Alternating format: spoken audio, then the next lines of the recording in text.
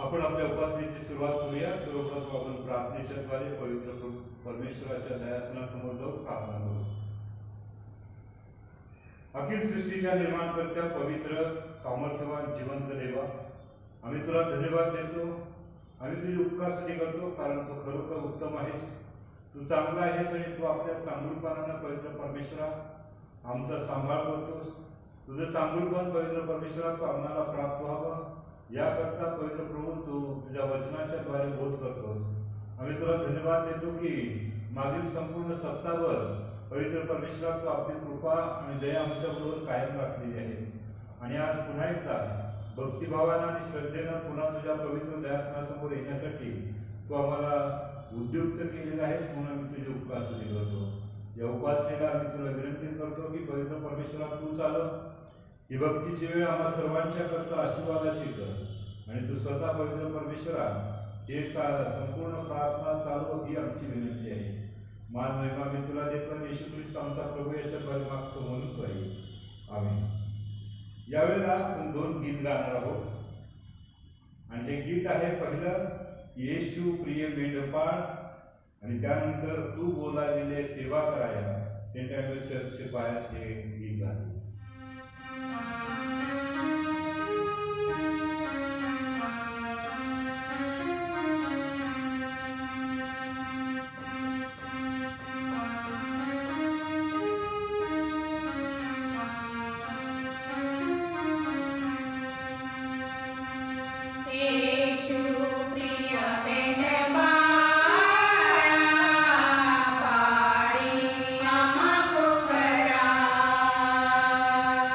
Yeah.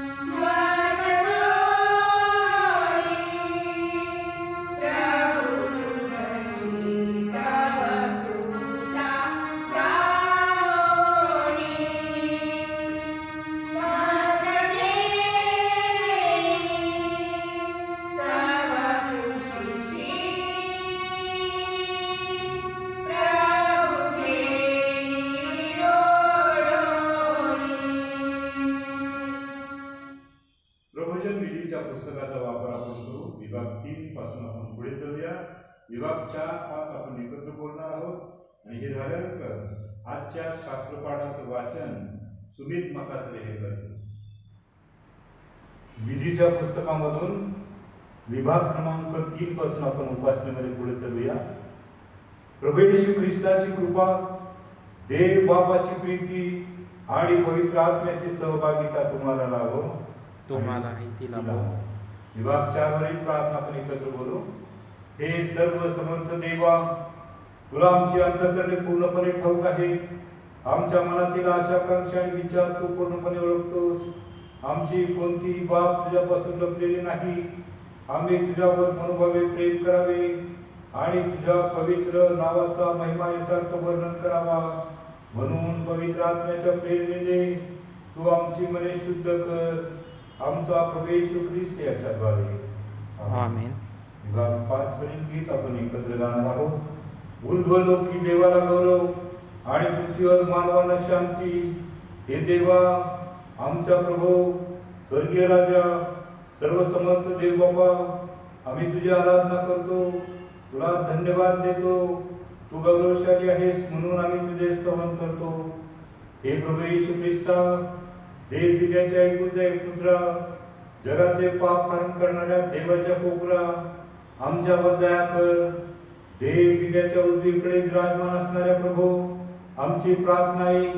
कारण केवळ तू पवित्र आहेस, केवळ तू प्रभू आहेस, केवळ तू परमश्रेष्ठ आहेस. येशू ख्रिस्ता, केवळ तू पवित्र आत्म्यासह देव पित्याच्या गौरवात सहभागी आहे. आपण शुभवर्तमान वाचूया. मत्तई याचा 25वा अध्याय 14 ते 30 वचन. कारण ज्याप्रमाणे परदेशी जाणाऱ्या एका मनुष्याने आपल्या दासांना बोलवून त्यांच्यावर आपली मालमत्ता सोपवून दिली, त्याप्रमाणे हे आहे.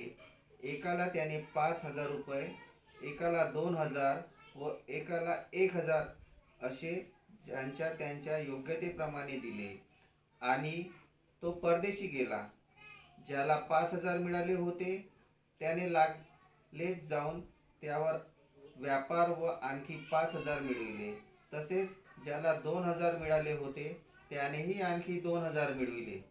परंतु ज्याला 1,000 मिळाले होते त्याने जाऊन जमीन खणली व तीत आपल्या धनाच्या पैका लपवून ठेवला. मग बराच काळ लोटल्यावर त्या दासांचा धनी आला व त्यांच्यापासून हिशेब घेऊ लागला.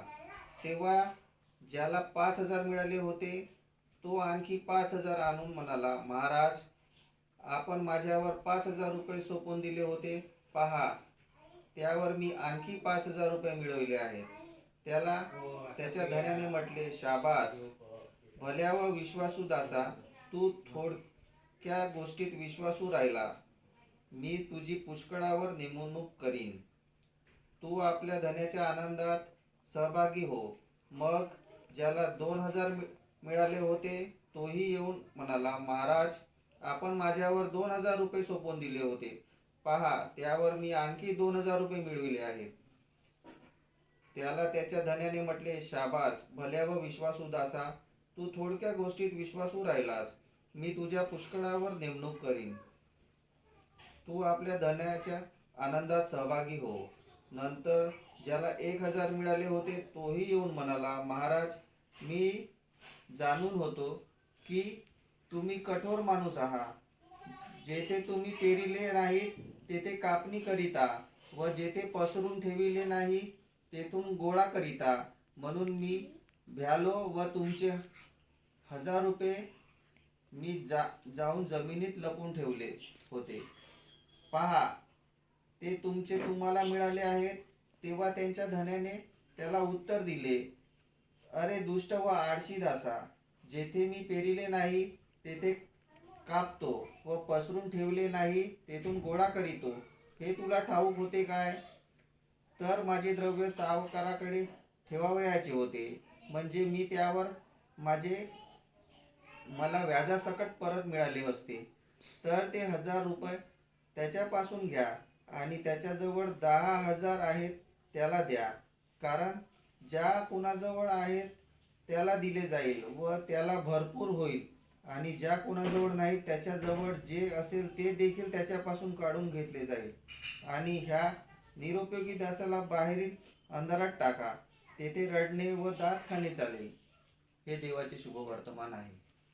वाचलेल्या वचनावर प्रभू आशीर्वाद देईल. संदेशाकडे जाण्यापूर्वी आपण प्रार्थना करूया. स्वर्गीय देवा, पुन्हा एकदा तुझ्या नावामध्ये आम्ही या ठिकाणी उभे आहोत, कारण आम्हाला जीवन देणारा, आमचं जीवन वेगळं करणारा आणि आम्हाला आजपर्यंत सहाय्य पुरवणारा तूच आहेस. आणि आजही पवित्र परमेश्वर आम्ही प्रार्थना करतो की तू आपल्या दयेनं आम्हाला चालव, कारण आम्ही माती आहोत, आम्ही मनुष्य आहोत, आम्ही नश्वर आहोत, परंतु तू सदा सर्व काळ जिवंत असलेला, अनादी काळापासूनचा अनंत कालपर्यंतचा परमेश्वर आहेस. आणि म्हणून तू आपल्या दैवी सहाय्याने मला चालव, मत पातळीवर दया कर आणि तू आपल्या नावाच्या गौरवासाठी हा संदेश आमच्याकरता उत्तम अशा आशीर्वादाचा होईल असं तू घडव. येशू ख्रिस्त आमचा पवित्र प्रभू याच्याद्वारे मागतो म्हणतोय, आमेन. आपल्या सर्वांना प्रभू येशू ख्रिस्ताच्या नावात माझा सलाम. Good morning. आपण देवाला धन्यवाद देऊया यासाठी की पवित्र शास्त्र जरी आम्ही वाचत असलो तरी आम्हाला काही गोष्टी सांगण्याकरता, शिकवण्याकरता देव त्याच्या पवित्र आत्म्याच्याद्वारे आमचं सहाय्य करतो, मार्गदर्शन करतो. आणि म्हणूनच आम्ही प्रत्येक वेळेला, भक्तीच्या वेळेला आम्ही देवाचं वचन ऐकण्याकरता एकत्र येतो. आणि म्हणून आजच्या संदेशासाठी देखील आपण परमेश्वराला धन्यवाद देऊया, कारण आजचं वचन आम्ही ऐकावं आणि त्याप्रमाणे आम्ही देखील त्या वचनाप्रमाणे आमचं जीवन जगावं अशी देवाची इच्छा आहे. आणि म्हणून आजच्या संदेशाचा जो मुख्य विषय आहे त्या विषयाकडे आपण काही वेळ पाहूया. या ठिकाणी असं लिहिलेलं आहे की देवानं आपल्याला दिलेल्या वेळेचा आणि वरदानांचा आपण कसा उपयोग केला याबद्दल तो जाब विचारणार आहे किंवा त्याला जाब द्यावा लागणार आहे. म्हणजेच या ठिकाणी मला पाहायला मिळतं की या भूतलावर आमच्याजवळ जे काही चांगलं आहे, जे काही उत्तम आहे, ते सर्व देवापासून लाभलेलं आहे. अर्थातच या पृथ्वीवरचं सगळं काही देवाच्या द्वारेच मनुष्याला मिळतं, परंतु जे काही आम्हाला मिळालेलं आहे त्याचा आम्ही योग्य वापर करावा. म्हणजेच यासाठी की आम्ही या जगामध्ये देवाचे कारभारी आहोत. देवानं आमच्यावर जे कार्य सोपवलेलं आहे किंवा ज्या गुण आणि जे कला आमच्याकडे दिलेली आहे त्याद्वारे देव आमच्याकडून जे काही कार्य करून घेतो त्या कार्याचा कार्यभार आम्ही व्हावा याकरता आजचा संदेश आमच्याकडे आलेला आहे.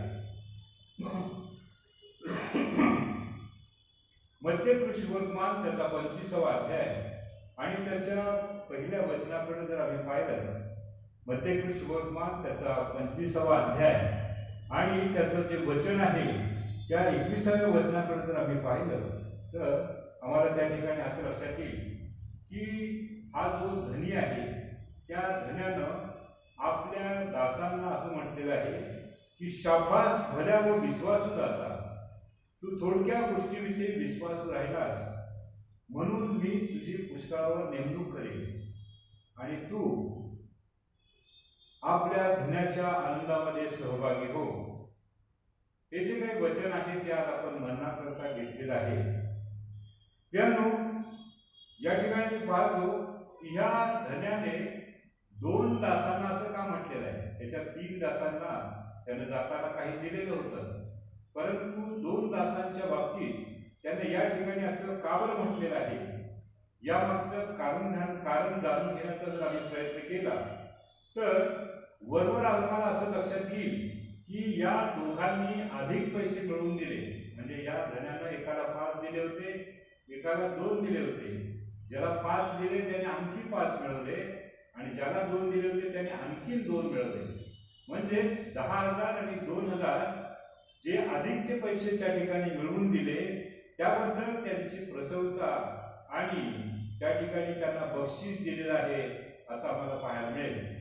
परंतु केवळ अधिक पैसा मिळाला म्हणून त्यांची प्रशंसा केली गेली नाही, किंवा त्यांना बक्षीस दिलेलं नाही, तर आम्ही त्या ठिकाणी पाहतो की जेव्हा खोलवर मनन करतो तेव्हा आम्हाला त्या ठिकाणी काही 3-4 गोष्टी त्या ठिकाणी आम्हाला पाहायला मिळतात. कारण पहिली गोष्ट आहे ती म्हणजे प्रामाणिकपणा. दुसरी गोष्ट आहे की विश्वासाला ते पात्र ठरलेले आहेत. तिसरी गोष्ट आहे की त्यांनी आपल्या धन्यावर निष्ठा आणि प्रेम केलेलं आहे.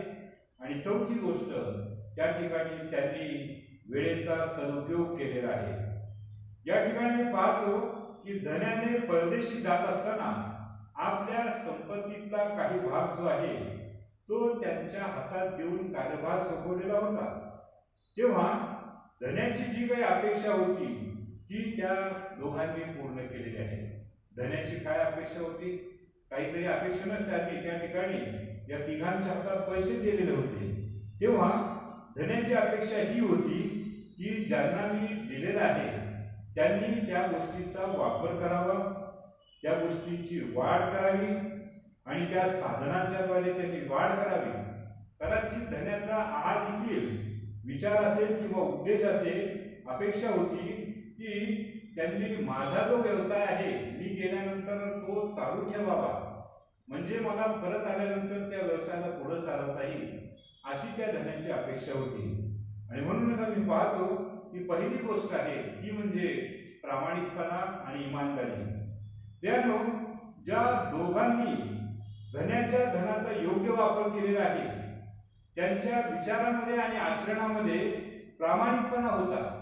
आणि त्या प्रामाणिकपणानं त्यांनी जे काही त्यांच्या हातामध्ये होतं त्याचा वापर केलेला आहे.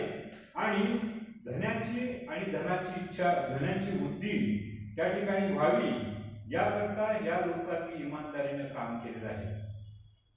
बऱ्याच वेळेला नोकर जे आहेत ते मालकाच्या बरोबर इमानदारीने राहतात काही लोक, आणि ते धनी नसताना देखील त्या ठिकाणी धन्याचे भय धरून आणि धन्याची योग्य सेवा करण्याची या वृत्तीनं आम्ही पाहतो की ते इमानदारीने कार्य करतात. या ठिकाणी आम्ही पाहतो की धनी जो आहे तो दूरदिशी गेला किंवा धन्याविषयी व तेव्हा दूरदिशी गेलेला असताना त्या धन्याविषयी आणि त्याच्या धनाच्या विषयी या लोकांच्या मनामध्ये वाईट विचार आलेले नाही. आणि त्याचे जे धनाचा त्यांनी त्या ठिकाणी त्याच्या धनाचा कोणताही गैरवापर केलेला नाही, तर धन्याबरोबर आणि धन्यानं जे सोपवलेलं धन होतं त्याबरोबर ते विश्वासू राहिलेले आहे. आणि म्हणूनच या एकाच कारणाच्यामुळं त्यांच्या धन्यानं त्याची प्रशंसा केलेली आहे आणि त्यांना बक्षीस देखील दिलेलं आहे. प्रामाणिकता आणि इमानदारीने जेव्हा आम्ही कोणतंही कार्य करतो तेव्हा विशेष रीतीनं देवाच्या कार्यामध्ये जेव्हा आम्ही प्रामाणिकपणा आणि इमानदारी करतो तेव्हा देव आमची प्रशंसा करणार आहे आणि आम्हाला बक्षीस देखील देणार आहे. प्रियांनो, जिथं लोक प्रामाणिकपणानं देवाची सेवा करतात आम्हाला असं लक्षात येतं की जिथं प्रामाणिकपणाने सेवा केली जाते त्यांच्याविषयी लोक अभद्र बोलतात.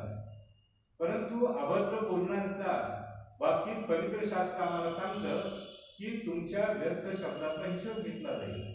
त्याबरोबर आम्ही हे पाहतो की एक विरोधाभास आम्हाला पाहायला मिळतो की जे लोक आहेत ते खाणारे लोक जे आहेत, पैसे खाणारे लोक आहेत किंवा गैरव्यवहार करणारे जे लोक आहेत अशा लोकांची वाहवा करतात आणि त्यांच्या मार्गसंख्येने असतात. परंतु प्रामाणिकपणा करणारा काम करणाऱ्यांना त्या ठिकाणी जगामध्ये शिव्या खाव्या लागतात हे आम्हाला पाहायला मिळतं. या ठिकाणी आम्ही पाहतो की देवानं जे काही गुण आम्हाला दिलेले आहे, जी जबाबदारी आम्हाला आमच्यावर सोपवलेली आहे, जे काम दिलेले आहे त्याविषयी आम्ही प्रामाणिकपणाने ते केल्यास देवाच्या कडून आम्हाला उत्कृष्ट अशा प्रकारचं पारितोषिक त्या ठिकाणी मिळणार आहे. विधिसूत्र त्याचा 22वा अध्याय आणि वचन 29 मध्ये आपण पाहतो असं लिहिलेलं आहे की आपल्या धंद्यामध्ये चपळ असा कोणी तुला दिसतो काय? त्याचं स्थान आहे ते राजासमोर आहे, हलकट माणसासमोर नाही. आणि म्हणून या ठिकाणी मला पाहायला मिळतं की या दृष्टांतामध्ये जे दोन दास आहेत त्यांनी धन्याच्या कामाबद्दल चपळता दाखवलेली आहे, धन्याच्या कामाबद्दल विश्वासूपण दाखवलेला आहे. आणि म्हणूनच आम्ही पाहतो की धन्यानं त्यांना धन्याच्या आनंदामध्ये सहभागी होण्याचं निमंत्रण त्यांना त्या ठिकाणी दिलेलं आहे.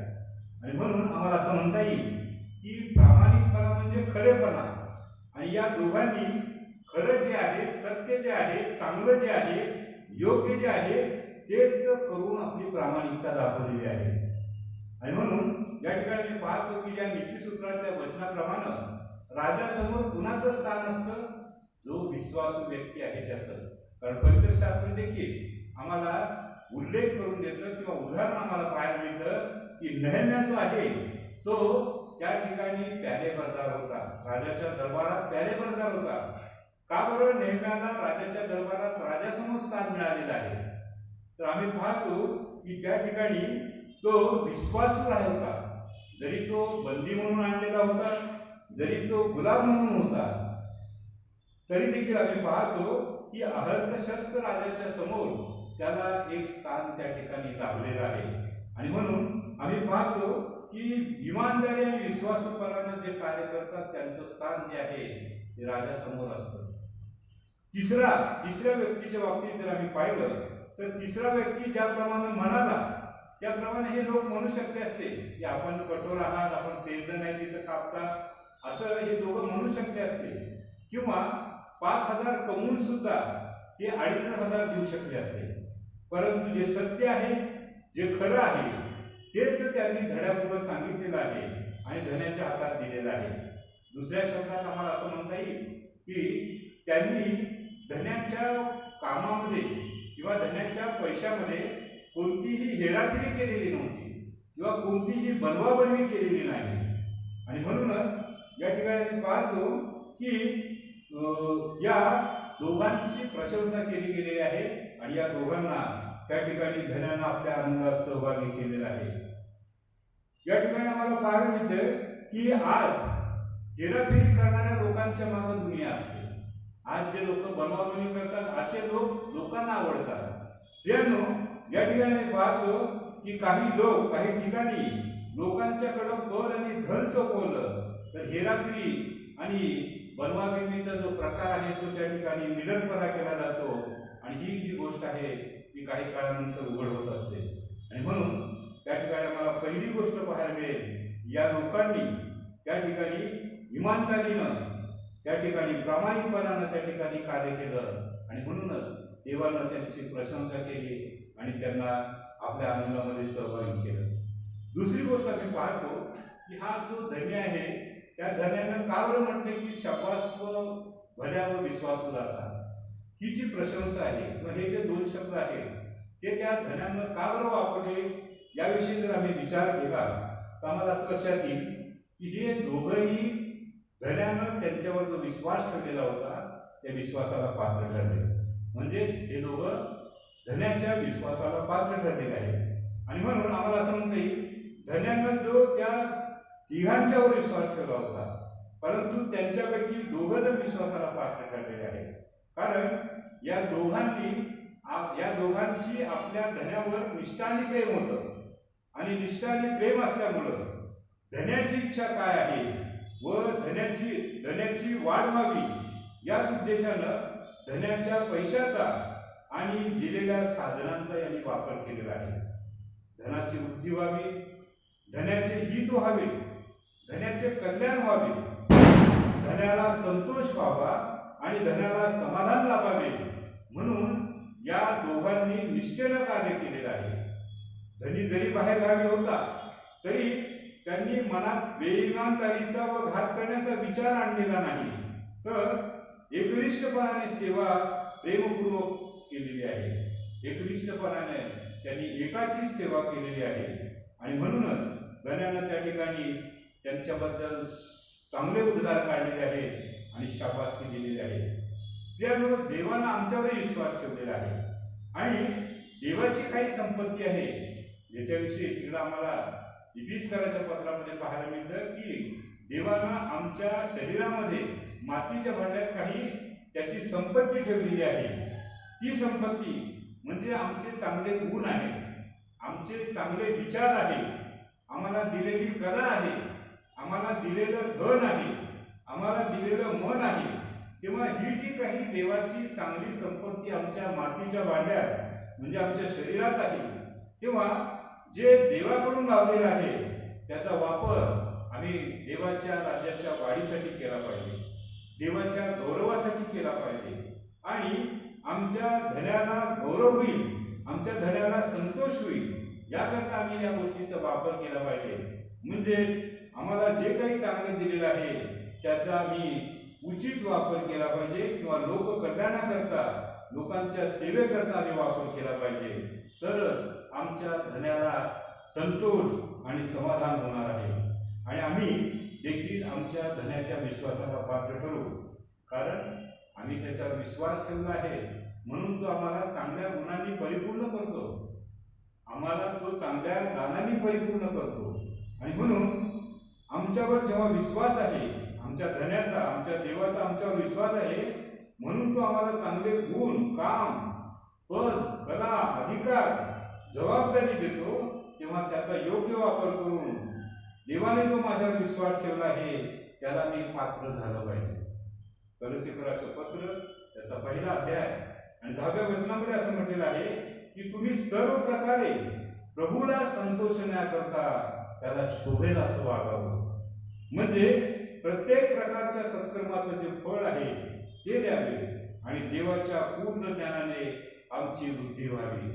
जेव्हा वचन असं म्हणतं तेव्हा मला जे दिलेले आहे त्याद्वारे मी देवाला संतोषण्याकरता सत्कर्म करावं आणि आमच्या वागण्याने देखील तो त्याला संतोष व्हावा. आणि वचन देखील आम्हाला तेच सांगतं की विश्वासा वाचून त्याला कोणी संतोषवी शकत नाही. तेव्हा जे काम देव माझ्यावर सोपवतो, जे गुण त्यानं मला दिलेले आहे, जे कला मला दिलेली आहे ते त्याच्या सेवेकरता मी दिले पाहिजे. ही जी जबाबदारी देवानं माझ्यावर टाकलेली आहे याबाबतही मी विश्वासरूपानं त्या जबाबदाऱ्या पार पाडल्या पाहिजे. शुभवर्तमानात आम्ही पाहतो की प्रभू येशू ख्रिस्तानं यहुदावरही विश्वास टाकला होता तेव्हा आणि जबाबदारी दिली होती, परंतु यहुदानं ती विश्वासानं पार पाडलेली नाही. हा यहुदा जो आहे तो विश्वासघाती ठरलेला आहे. आज आम्ही पाहतो की विश्वासघातीपणानं वागणारे आणि जबाबदारीकडे दुर्लक्ष करून अर्ध्यातून काम टाकणारे देखील आम्हाला पाहायला मिळतात. आणि दुसरा जर आपण विचार केला तर आम्हाला हे पाहायला मिळतं की चर्चमध्ये गायला समोर येणार नाही, त्यांना गीत गाण्याचा किंवा आवाज देण्याची कला दिलेली आहे. चर्चमध्ये ते गीत गायला येणार नाही, परंतु इतर ठिकाणी जे स्टेज असतात, कार्यक्रमामध्ये जे स्टेज असतात त्या स्टेजवर मात्र ते प्रोग्राम देतील किंवा त्या स्टेजवरती दिसतील. किंवा आम्ही इतरही पाहतो की त्याच्याही पुढे जाऊन की ज्यांना वाजवण्याचं दिलेलं आहे किंवा ज्यांना गायचं दिलेले गुण दिलेलं आहे ते लोक स्वतःची कॅसेट काढतील, परंतु त्या साधनांचा त्या गुणांचा वापर दर रविवारी त्या ठिकाणी उपासनेमध्ये केला जाणार नाही किंवा होत नाही, हे देखील आम्हाला त्या ठिकाणी पाहायला मिळतं. देवानं विश्वासानं कला, गुणांचा आणि दिलेल्या दानाचा व ज्ञानाचाही वापर चांगल्या कार्यासाठी जर मी केला तर माझ्याद्वारे त्या ठिकाणी देवाला संतोष प्राप्त होणार आहे आणि आम्ही विश्वास पात्र ठरणार आहोत. प्रियांनो, काही वेळेला आम्ही पाहतो की देवाला देण्याच्या बाबतीत देखील त्या ठिकाणी आम्ही विश्वास वाचलं पाहिजे. देवाला आम्ही वेळ दिला पाहिजे. दररोज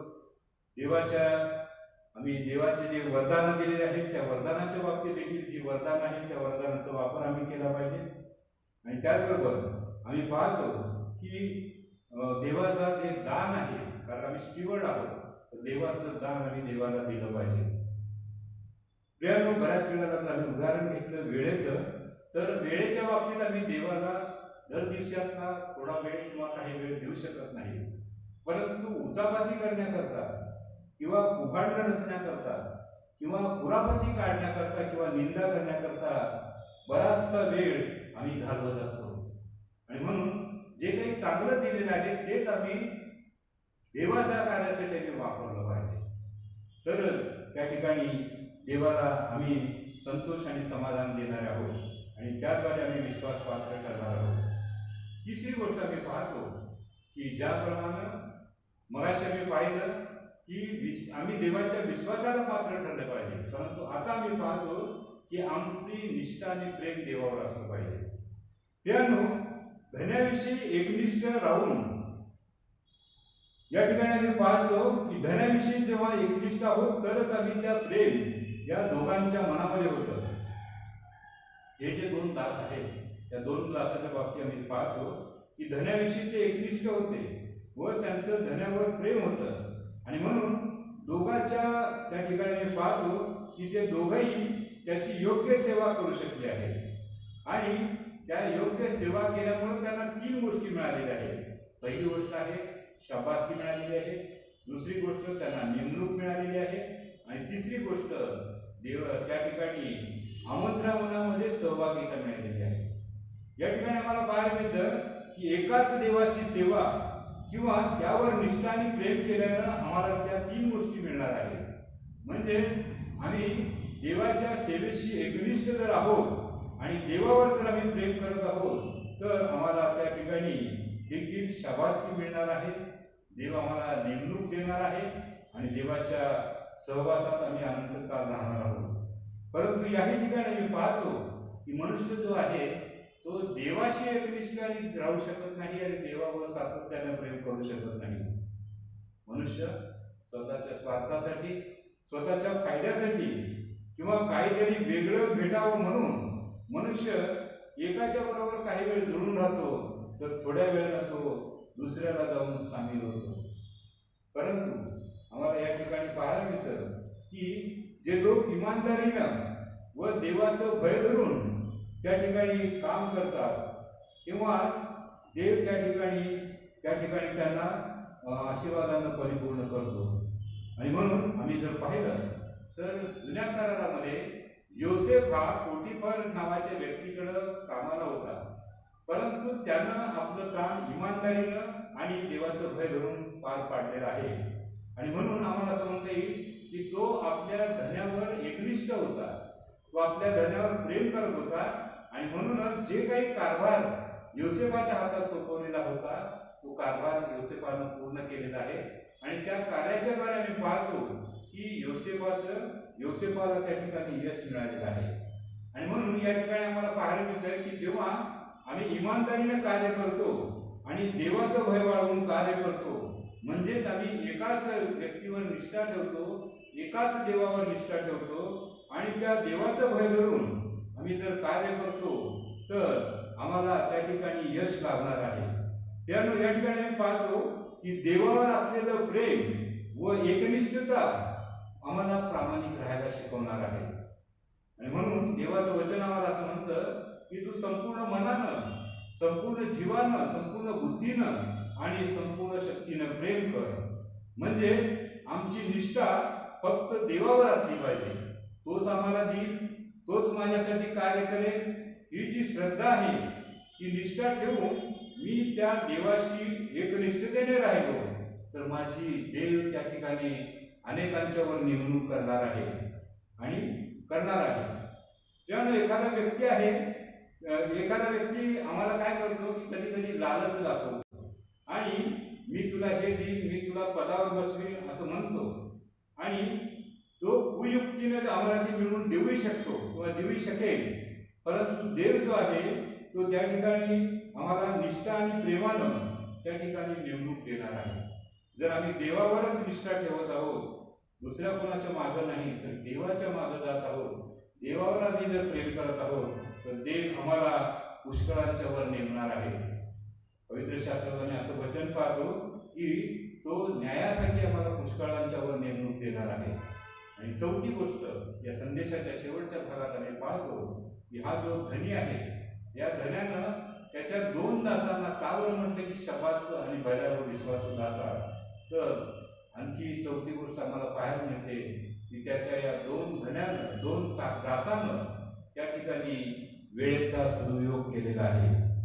प्रियानो, या ठिकाणी पाहतो की धनी परत येऊपर्यंत या तिघांच्याकडे सारखा वेळ उपलब्ध होता, परंतु या दोघांनी, या 2 दासांनी, म्हणजे ज्याने 5चे 10 केले आणि 2चे 4 केले, त्या दासांच्या बाबतीत आम्ही पाहतो की या दोघांनी आपल्या वेळेचा चांगला उपयोग केलेला आहे.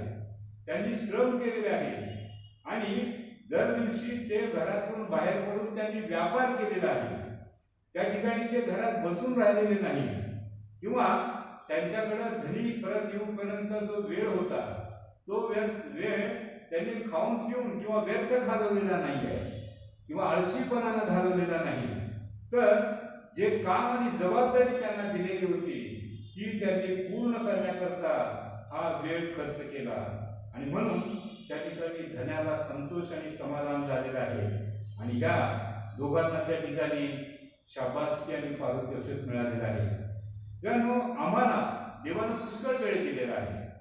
जोपर्यंत आम्ही या पृथ्वीवर जिवंत आहोत तोपर्यंत आमच्याकडे वेळ आहे. तेव्हा त्या भरपूर वेळेचा आम्ही कसा सदुपयोग करतो याकडे आमचं लक्ष असलं पाहिजे किंवा या भरपूर वेळेला आम्ही सदुपयोगामध्ये बदललं पाहिजे किंवा सदुपयोग आम्ही केला पाहिजे. आम्ही या भरपूर वेळेमध्ये आम्ही सदुपयोग करत असताना प्रार्थना करू शकतो. आम्ही त्याची मनामध्ये घरामध्ये उपासना करू शकतो, त्याचा प्रचार करू शकतो, शुभवर्तमानाचा प्रचार करू शकतो, सत्कर्म करू शकतो. आम्ही देवाचं गौरव होईल अशा प्रकारचे कृत्य करू शकतो. देवाला वेळ देण्याचा आम्ही त्या ठिकाणी प्रयत्न करू शकतो किंवा स्वतःला सहवासात ठेवण्यासाठी आम्ही या वेळेचा सदुपयोग करू शकतो आणि तो आम्ही केलाच पाहिजे. म्हणजे तरच आम्हाला त्या ठिकाणी अनंत काळचा जो वेळ आहे तो मिळणार आहे, अनंत काळ जगण्याचा जो वेळ आहे तो मिळणार आहे आणि आम्हाला जे पारितोषिक आहे जे आमच्यासाठी राखून ठेवलेलं आहे ते जो आम्हाला वेळ आल्यावर देणार आहे. त्यामुळे देवाने प्रत्येकाला वचन समजून घेण्यासाठी वेळ दिलेला आहे. आणखी कोणत्या वेळेविषयी जर आम्ही विचार केला तर असं लक्षात येईल की देवाच्या जवळ जाण्याचा वेळ देवाने दिलेला आहे, देवाच्या कार्य करण्यासाठीचा वेळ दिलेला आहे. त्याचबरोबर आम्हाला देवाचं वचन ऐकून वळण्याचा वेळ दिलेला आहे. देवानं दिलेले आशीर्वाद त्याच्यासाठी आणि इतरांच्यासाठी वापरण्यासाठी वेळ दिलेला आहे. देवानं आम्हाला पश्चातापाचा वेळ दिलेला आहे. देवानं आम्हाला शांतीच्या गोष्टी समजून घेण्यासाठी देखील वेळ दिलेला आहे. देवानं आम्हाला दक्ष होण्यासाठी, जाग होण्यासाठी अजून वेळ दिलेला आहे, है ना. आणि म्हणूनच आपण एका गीतामध्ये देखील म्हणतो की वेळ हो दिली किती, पहा वेळ हो दिली किती. त्याचबरोबर क्षमा मागण्याचा वेळ दिलेला आहे. देवानं संधी साधण्याचा वेळ आम्हाला दिलेला आहे. पण तरी आम्ही पाहतो की त्या वेळेचा सदुपयोग न करता अनेक जण दुरुपयोग करतात. कारण येशू दुसऱ्यांदा येणार आहे तोपर्यंत वेळ आम्हाला आमच्याजवळ आहे. तो न्यायासाठी येईल तेव्हा आम्ही कोणत्या वेळेचा सदुपयोग केलेला आहे हे तो आम्हाला विचारणार आहे.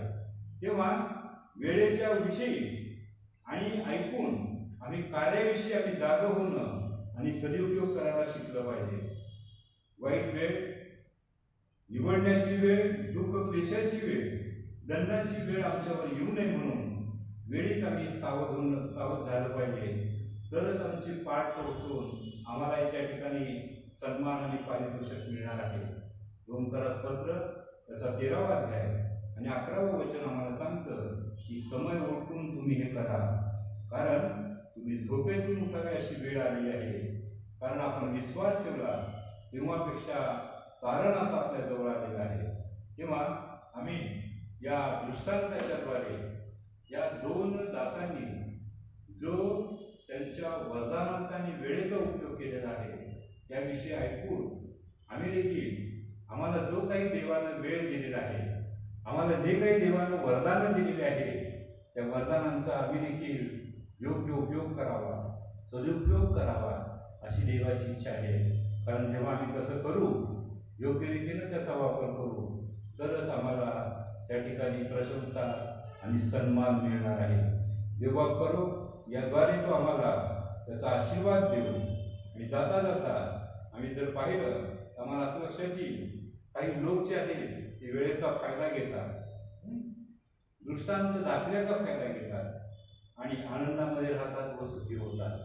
आम्हाला देखील देवानं दिलेल्या दृष्टांताचा फायदा घ्यायचा आहे आज जी वेळ आम्हाला देवानं दिलेली आहे, पृथ्वीवरचा जो वेळ आमच्याकडे दिलेला आहे, त्याचा फायदा घेऊन आम्हाला देखील आनंदी आणि सुखी व्हायचं आहे. काही लोक वेळेचा फायदा घेतात, म्हणजे गैरफायदा नाही, तर काही लोक वेळेचा फायदा घेतात. काही लोक जे आहेत ते दृष्टांत आणि दाखल्याचा फायदा घेतात आणि आनंदी आणि सुखी होतात. वेळेचा गैरफायदा घेणारे ते दुसरे आहेत. परंतु पवित्र शास्त्रात जर आम्ही पाहिलं तर आम्हाला असं लक्षात येईल की निनवेला जेव्हा योना आणि योनानं सांगितलं की 40 दिवसाचा अवधी आहे, तेव्हा हे 40 दिवस त्यांच्या हातामध्ये होते. तेव्हा त्यांनी पश्चाताप केला, वेळेचा फायदा घेतला आणि ते आनंदी आणि सुखी झाले. तर काही लोक वेळेचा दुरुपयोग करणारे आहेत की जे लोक वेळ असली तरी त्या वेळेचं भान ठेवत नाही किंवा त्या वेळेविषयी ऐकून त्या ठिकाणी वळत नाहीत किंवा चांगल्या गोष्टी करत नाही, तर वेळेचा दुरुपयोग करतात. याच्याविषयीचं उदाहरण आम्ही नोहा या ठिकाणी पाहतो उत्पत्तीमध्ये, की नोहा देखील त्या ठिकाणी जेव्हा जहाज बनवत होता तेव्हा जहाज पूर्ण होईपर्यंत त्या लोकांच्याकडे वेळ होता, पृथ्वीवरच्या सर्व लोकांच्याकडे वेळ होता. परंतु त्या वेळेचा दुरुपयोग केला नाही, तर थट्टा मस्करी आणि मनमानी अशा प्रकारच्या गोष्टी केल्या गेल्या आणि त्या ठिकाणी मी पाहतो की वेळेचा दुरुपयोग केल्यामुळं त्यांचा नाश झाला आहे. परंतु देवाची इच्छा आहे की आमचा नाश होऊ नये, तर आम्ही देखील देवाच्या राज्यामध्ये आनंदी आणि सुखी असावं, सार्वकांच्या जीवनात आम्ही आनंद आणि सुख भोगावं, याकरता देवानं आज आम्हाला दृष्टांत उघड केलेला आहे. देवाला धन्यवाद देऊ, प्रार्थना करू. जिवंत आणि पवित्र देवा, आम्ही तुझ्या नावाला धन्यवाद देतो. तू खरोखर महान आहेस. तू आपले विचार आणि पवित्र परमेश्वरा, तू आपले विचार आणि तू आपल्या कल्पना आम्हाला कळवतोस, तुझ्या इच्छा कळवतोस आणि तुझ्या विचार आणि इच्छाच्या द्वारेच आम्ही पवित्र परमेश्वरा प्रकाशित होतो किंवा आम्ही देखील सज्ञान होतो. आणि म्हणून आज जे ऐकलेलं आहे ते आमच्या हृदयामध्ये खोलवर असू दे, यासाठी मी पवित्र परमेश्वरा त्याप्रमाणे आम्ही देखील आम्हाला दिलेल्या वेळेचा आणि वरदानांचा योग्य उपयोग करावा, सदुपयोग करावा आणि त्याद्वारे पवित्र परमेश्वरा या जगातलं आमचं कारभारी पण आम्ही पूर्णपणानं पार पाडावं, यासाठी तू आम्हाला वेळ दिलेली आहेस आणि आजचा संदेशही दिलास, त्याबद्दल आम्ही आभार मानतो. तुझा पवित्र हा संदेश ऐकणाऱ्या प्रत्येक व्यक्तीवर ठेव आणि तुझ्या दैवी सामर्थ्यानं आणि तुझ्या ज्ञानानं त्यांना परिपूर्ण कर आणि तुझ्या गौरवी राज्यात प्रत्येकाला तू आनंदी आणि सुखामध्ये घे, अशी आमची प्रार्थना आहे. येशू ख्रिस्त आमचा प्रभू याची द्वारे मागतो म्हणून करेल. मंडळीसाठी काही सूचना आहेत. पहिली सूचना अशी आहे की आपण मागील महिन्यापासून, म्हणजे या महिन्यातील काही दिवस आणि मागच्या महिन्यातील काही दिवस, या दिवसापासून आपण प्रबोधन देण्याची, घरोघरी प्रबोधन देण्याची आपण सेवा सुरू केलेली आहे. त्याकरता जर आपल्याला शुक्रवारी प्रबोधन घरी पाहिजे असेल तर आपण गुरुवारपर्यंत नावं द्यावी आणि जर रविवारी पाहिजे असेल तर त्या ठिकाणी शनिवारच्या 4 वाजेपर्यंत, दुपारच्या 4 वाजेपर्यंत ऑफिसमध्ये नितांत लोक याच्याकडं नावं पाठवावी. फोनद्वारे जरी कळवलं तरी आम्ही आपल्याला येऊन प्रबोधनाची सेवा देऊ शकतो. सूचना आपली संपलेली आहे. यावेळेला आपण एक गीत गाणार आहोत आणि ते गीत आहे ही खरी सेवा प्रभू सेवा. आणि हे गीत झाल्यानंतर आपणा सर्वांच्या करता मध्यस्थीची प्रार्थना सौ एरिना जेकब हे करते. ही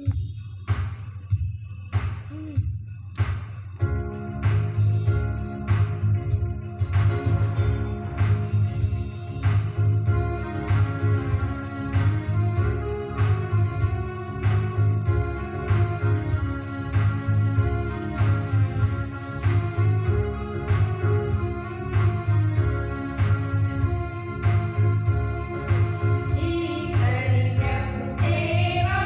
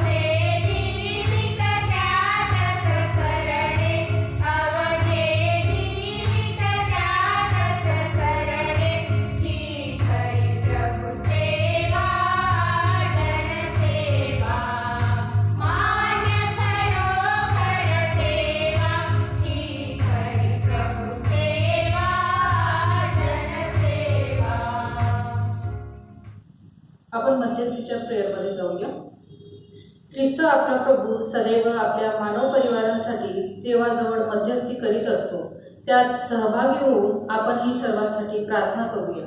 हे स्वर्गीय देव बाप्पा, जगात सर्वत्र शांती नांदावी, सर्वांना न्याय मिळावा आणि प्रत्येकाला समृद्ध जीवन जगता यावे अशी आम्ही प्रार्थना करतो. हे प्रभू कृपा कर. आमची प्रार्थना ऐक. या ठिकाणी किंवा या शहरात, गावात, खेड्यात राहणाऱ्यांसाठी आम्ही प्रार्थना करतो. परस्परात भेदभाव व कलह निर्माण करणारी कारणे दूर व्हावीत आणि आमच्या देशात ऐक्य भावना वाढीस लागावी अशी आम्ही प्रार्थना करतो. हे प्रभू कृपा कर. आमची प्रार्थना आहे. शेतकरी, उद्योजक, व्यापारी, कामगार, मजूर, देशाचे रक्षण करणारे जवान या सर्वांसाठी आम्ही प्रार्थना करतो. हे प्रभू कृपा कर. आमची प्रार्थना आहे. विद्यार्थी, शिक्षक, शास्त्रज्ञ, कलाकार, लेखक, पत्रकार आणि जन्मानच घडवणाऱ्या इतर व्यक्ती या सर्वांसाठी आम्ही प्रार्थना करतो. हे प्रभू कृपा कर. आमची प्रार्थना आहे.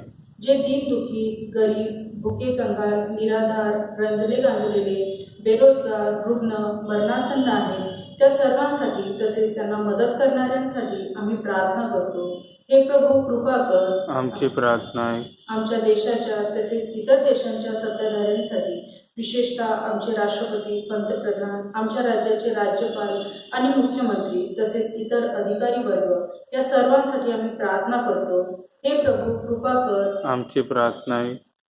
सर्व ख्रिस्त लोकांचे ऐक्य व्हावे, त्यांनी जगात सर्वत्र ख्रिस्ताची साक्ष द्यावी आणि मनोभावे तुझी सेवा करावी अशी आम्ही प्रार्थना करतो. हे प्रभू कृपा कर. आमची प्रार्थना आहे. आमच्या देशातील सर्व ख्रिस्त मंडळांसाठी, त्यांच्या परिषदा आणि समित्यांसाठी तसेच त्यांच्या नेत्यांसाठी आम्ही प्रार्थना करतो. विशेषतः आमच्या चर्च ऑफ नॉर्थ इंडियाचे मॉडरेटर, चर्च ऑफ साऊथ इंडियाचे मॉडरेटर, मारथोमा चर्चचे मेट्रोपॉलिटन, आमच्या धर्मप्रांताचे बिशप आणि आमच्या ख्रिस्त मंडळाचे पाडक यांच्यासाठी आम्ही प्रार्थना करतो. त्यांनी कर्तव्यनिष्ठेने आपले कार्य पार पाडावे असे तू कर.